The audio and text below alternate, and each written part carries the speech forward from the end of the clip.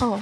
13 ka pa lang nun. Anong sabi ng mga magulang mo na lumalabas ka, nasa kalsada ka hanggang madaling araw? Hanggang madaling araw Tapos ba? nagsiswimsuit ka na sa kalsada, 13 years old.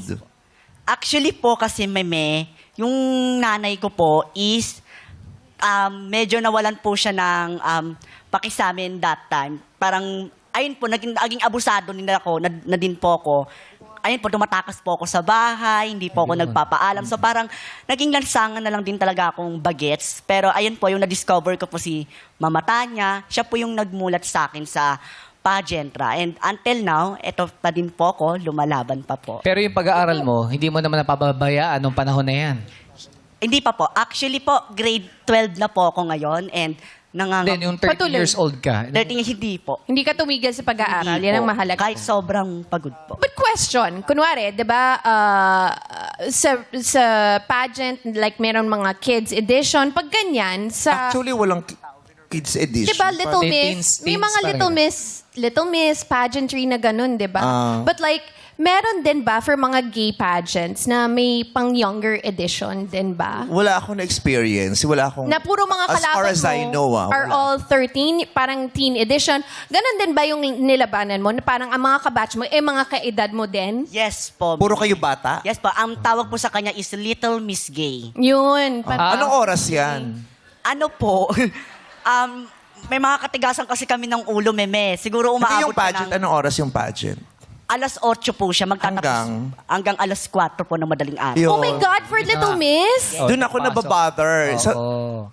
Ako, I would like to appeal to the organizers. Huwag ganun. Kasi Yes. mga minors Yes. sila eh. Yes, Hindi sila dapat nasa Tama. kalsada at nakabilad hanggang alas 4. Correct. Kahit nga sa trabaho, yung totoong legit na trabaho, Yes. kunyari shooting, ilan lang yung allowed na oras na dapat For them to nagtatrabaho work. ang Correct. bata. May At dapat dole. pinapagod Dole. sila. Oo. Hindi sila dapat pinupuyat. Tama, diba? tama. Kaya, yun yung feeling ko na-abuse Ang yung mga minors. bata. Diba? Kasi you only do that for entertainment. Yeah. Hindi nyo naman ginagawa yun dahil may advocacy kayo para sa community Correct. namin. You're doing that and you're using the kids from our community to your advantage. Inaabuso nyo sila. Kaya dapat din, please, yung mga bata, huwag nyo hayaan sa kalsadang nasa kalsada. Dapat paggabi na, dapat nag-aaral sila at Yeah. kapiling nila ang mga pamilya nila. Kasi yung iba din ginagawa yan, nagiging racket nila. Dahil pwedeng pagkakitaan eh. Kung Yes. mananalo sila. So, kailangan nilang sumali. Niraraket talaga yun kasi yung mga nag-organize yan, kumukuha ng sponsors, Yun. pinagkakakitaan nila, tapos ginagawang katatawanan. Yeah. Natanong ko, yung panahon mo, Brad, nung mga sumasali ka pa sa mga contest, walang ganyang age. Little Wala Miss pa. Gay. Oo, ngayon At saka na kasi talaga. kami ha, yung mga kaibigan ko, nag-miss gay na kami sa kalsada ha. Oo. College na kami.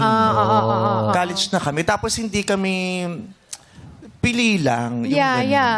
Yeah, tsaka, yun din yung iniisip ko na parang, is there, like, yung Little Miss, like, kunwari, yung mga Little Miss, even pagdating sa girls na pageantry and Little Miss Gay, shouldn't it be, like, yun na nga, within the hours na maaga pa, let's just say 4 to 6. At saka dapat may age limit. Yun. Yeah. Dapat. 'Di ba? May age limit kasi maa-abuse yung pagiging minor ng individual. But it's a great topic to discuss now Yeah. since 'di ba now it's been opened up, at least mas magiging aware na ang mga gumagawa ng mga ganitong mga Yeah. Mga organizer, pageants, patimpalak. Kahit yung mga mama rin ng mga bakla na may alaga, pag minor, wag naman muna. 'Di ba? Hayaan muna natin yung batang mag-focus sa kanilang mga pag-aaral. Correct. As kids, their Let them be duty should kids. only be to study hard Correct. and be good kids to their parents Yeah. and families. And play. Kasi darating naman yung panahon eh, na kung talaga ready na sila, Pag hindi hinug sila sasabak. We're happy na sabi mo, hindi mo napabayaan, nakakapag-aral. Yes. Pero feeling ko, mas magiging maayos at matiwasay ang naging pag-aaral mo kung hindi ka napuyat sa Miss Gay.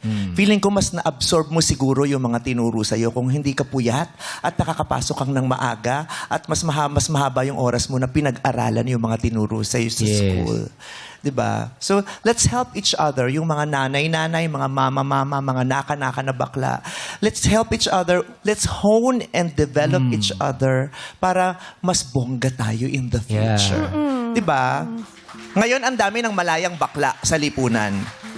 Pero sana madami yung malayang, mahusay, magaling, matalino, may pinag-aralan, malusog na bakla sa Yes. lipunan. Tsaka mukhang masipag naman siya eh. Sabi niya, puyat siya kahapon sa pag-aaral, pero pinatawag natin siya at dumating siya rito. Oo. Diba? Ready siya. Yung boses lang medyo kanina hindi, diba? Yeah.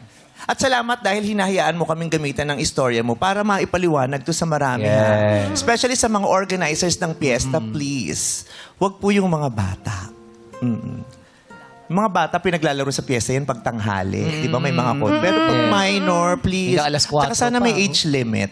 Yeah. May age limit. Kung 13, 14, parang ako masaya akong malaya For you, yung mga bakla. oo, Pero oo. 13, tapos pinararampa mo na nakaswimsuit sa kalsada ng madaling araw, parang wag naman muna. Correct. Minor pa sila. Tama naman. Thank you very much sa iyo. Thank you, Katrina. Kamusta na kayo ng nanay mo?